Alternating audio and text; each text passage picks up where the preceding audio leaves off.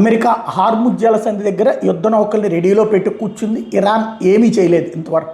ఈ రాత్రికి ఏమైనా చేస్తుందేమో చూడాలి. ఈ రాత్రికి ఏం చేయలేకపోతే ఇరాన్ వెనక్కి తగ్గినట్టే, ధైర్యం చాలనట్టే. ఎందుకంటే అమెరికా యుద్ధ నౌకలు దూరంగా ఉన్నప్పుడు వస్తే తేలుస్తూ ఉంది. వాస్తవంగా ఇరాన్ యుద్ధ నౌకలు ఎప్పుడో పేలిపోయినాయి, పేల్చి పడేసింది అమెరికా. మిగతా ఎక్కడెక్కడ దాచుకుంటుంది. ఇప్పుడు హార్ముజ్ జలసంధి దగ్గర దిగ్బంధించడం అంటే ఏమీ లేదు. అట్నుంచి వెళ్తాను షిప్పుల మీద దొంగ దెబ్బలు తీయడం, అది తప్పించి బందిపోటు దొంగల్లాగా విరుచుకుపడి పేల్చేయడం తప్పించి ఇంకోటి ఏం కాదు. ఇప్పుడు అమెరికా యుద్ధ నౌకలు 18 అక్కడ ఉన్నాయి.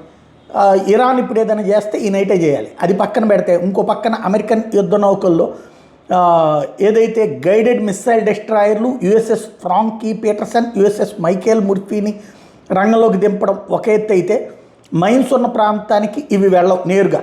కానీ ఇందుకోసం MK-18 mark II king fish లాంటి మనుషులు లేకుండా నడిచేటటువంటి అండర్ వాటర్ వెహికల్స్ని ఇప్పుడు వాడుతోంది అమెరికా. టార్పిడో ఆకారం నుండి ఈ డ్రోన్లు సముద్ర జలాల్లో కదులుతూ హైటెక్ సోనార్ సాయంతో పేలుడు పదార్థాలను గుర్తించేటటువంటివి అన్నమాట.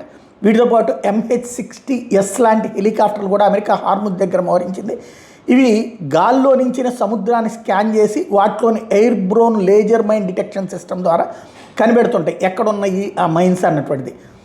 కొంచెం లోతులో ఉంటే మైన్లను వేగంగా గుర్తిస్తుంది, పైన తేలితే ఇమ్మీడియట్గా కనిపెట్టేస్తుంది. సీ మైన్స్ కనబడిన వెంటనే హెలికాప్టర్ లేదా డ్రోన్ సాయంతో వాటిని నౌకాదళాన్ని నిర్వీర్యం చేయడానికి ఏర్పాట్లు చేసుకొచ్చారు. ఇందుకోసం ప్రత్యేకంగా మనుషుల్ని కూడా ఎయిర్ డ్రోన్ మైన్ న్యూట్రలైజేషన్ సిస్టమ్ని అమెరికా వాడుతోంది.